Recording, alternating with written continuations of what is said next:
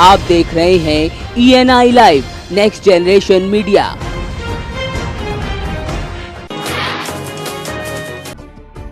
गुजरात में बीजेपी एक बार फिर सत्ता में आई और विजय रूपाणी दोबारा मुख्यमंत्री बने। सीएम बनने के बाद पहली बार मुख्यमंत्री विजय रूपाणी अपनी पत्नी के साथ सोमनाथ महादेव के दर्शन करने पहुंचे। यहां उन्होंने पहले ध्वजारोहण किया तो वहीं सीएम रूपाणी मीडिया से भी रूबरू हुए।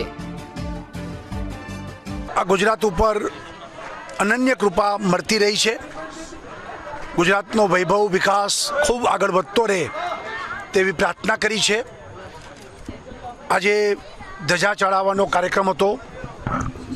ચૂંટણી પછી પરિણામોના વિજય પ્રાપ્ત થયા પછી સરકાર બન્યા પછી પણ પ્રથમ વખત આવવાનું થયું છે। સોમનાથ દાદાના ચરણોમાં શીશ ઝુકાવીને પ્રાર્થના કરી છે કે સદા ગુજરાતને ખૂબ ગૌરવ સમૃદ્ધિ વૈભવ અપાવે તેવી પ્રાર્થના કરી છે। बसपा सुप्रीमो मायावती का 62वां जन्मदिन बलिया के बापू भवन स्थित क्रांति मैदान में बसपा की बलिया यूनिट ने 62 किलो का केक काटकर मनाया, जिसमें मुख्य अतिथि के रूप में पूर्व मंत्री अंबिका चौधरी ने भाजपा पर ही जमकर भड़ास निकाली। पूर्व मंत्री अंबिका चौधरी ने भाजपा पर तंज कसते हुए कहा कि इंडिया में आजकल फॉग चल रहा है और ये फॉग RSS का है जो संविधान को बदलने की मंशा रखता है। आप टीवी खोलते हैं तो पूछते भाई आजकल क्या चल रहा है, तो बताते हैं इंडिया में आजकल फॉग चल रहा है और इंडिया में सचमुच आजकल फॉग चल रहा है। ये खाली ये कोहरा नहीं जो मौसम में है, बल्कि हिंदुस्तान के भविष्य पर जो कोहरा छाया हुआ है वो इंडिया का असली फॉग है।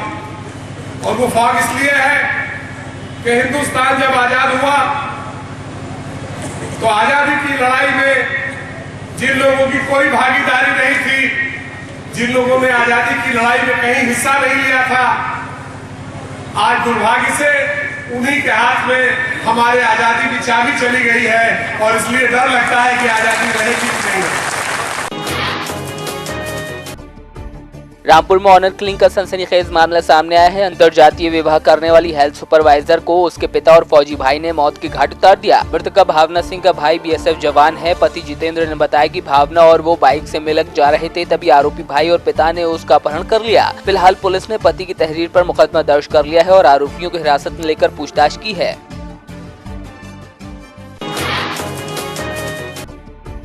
फतेहपुर जिले की बंदगी कोतवाली क्षेत्र के फिरोजपुर गांव में फिल्मी स्टाइल में लड़की के मामा ने अपने साथियों के साथ मिलकर भांजी के प्रेमी का अपहरण कर लिया। अपहरण की सूचना मिलते ही पुलिस ने 3 थानों की फोर्स लगाकर अपहृत हुए छात्र को सकुशल बरामद कर लिया। साथ ही अपहरणकर्ताओं को अरेस्ट कर सलाखों के पीछे भेज दिया है। अपहृत हुए छात्र ने बताया कि कॉलेज में उसकी दोस्ती एक लड़की से हो गई थी, जिसके बाद उसके घर वाले ने उसके दोस्त के साथ अपहरण करने की योजना बनाई थी। फतेहपुर जिले में पिछले कई सालों से ग्रामीण इलाकों में सरकारी योजना में लाभ दिलाने के नाम पर भोले भाले लोगों के साथ ठगी करने वाले गिरोह का पुलिस ने पर्दाफाश किया है। पुलिस ने गिरोह के 3 ठगों को गिरफ्तार कर सलाखों के पीछे भेजा। पकड़े गए ठगों के पास से हथियार और बाइक बरामद की गई। आरोपी बाइक पर फर्जी नंबर डालकर लोगों को गाँव-गाँव ठगा करते थे।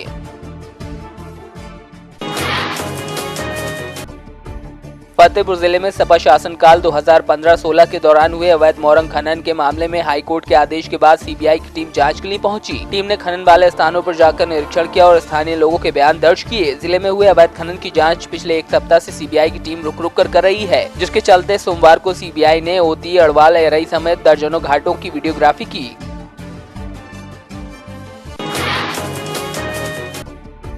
हाथरस में पुराने मंदिर के मरम्मत कार्य के दौरान शिवलिंग के नीचे से सांप निकलने की घटना सामने आई। लोग इसे भगवान का चमत्कार मानकर सांप को दूध चढ़ाने लगे। ये घटना लोगों के बीच चर्चा का विषय बनी हुई है। हाथरस के थाना सैपोई क्षेत्र स्थित गांव नगला मौजी से करीब 10 दिन से लापता किशोर का शव कुएं से मिलने के बाद हड़कंप मच गया। मामले की सूचना मिलने पर पुलिस और परिजन मौके पर पहुंचे। परिजनों ने हत्या कर शव को कुएं में फेंके जाने की आशंका जताई है। फिलहाल पुलिस मामले की जाँच में जुटी है।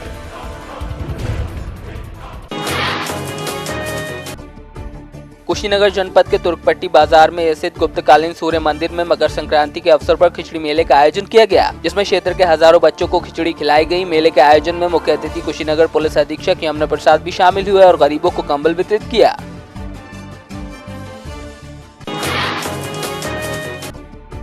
उतरौला में ठंड से ठिठुरते हुए परेशान गरीबों को नगर पालिका अध्यक्ष इदरीस खान ने कंबल बांटे। इस दौरान मुख्य अतिथि पूर्व मंत्री SP यादव, पूर्व विधायक अनवर अहमद समेत सभी वार्डों के सभासद मौजूद रहे।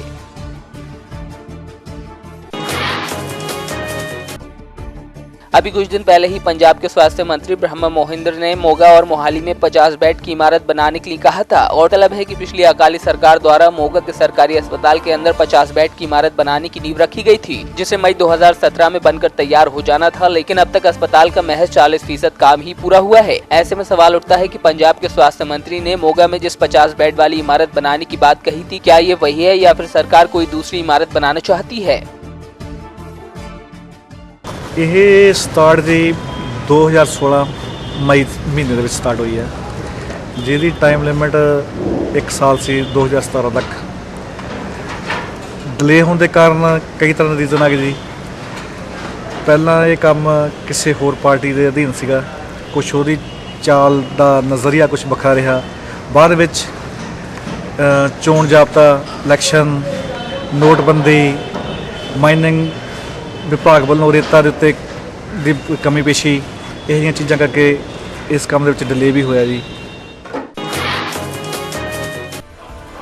फाजिल्का के गांव सैनिया रोड पर तेज रफ्तार स्कूल वैन ने बाइक सवार युवक को टक्कर मार दी, जिसमें युवक की मौत हो गई। मृतक साबुदाना का निवासी बताया जा रहा है, जो फाजिल्का की तरफ आ रहा था तभी हादसा पेश आया।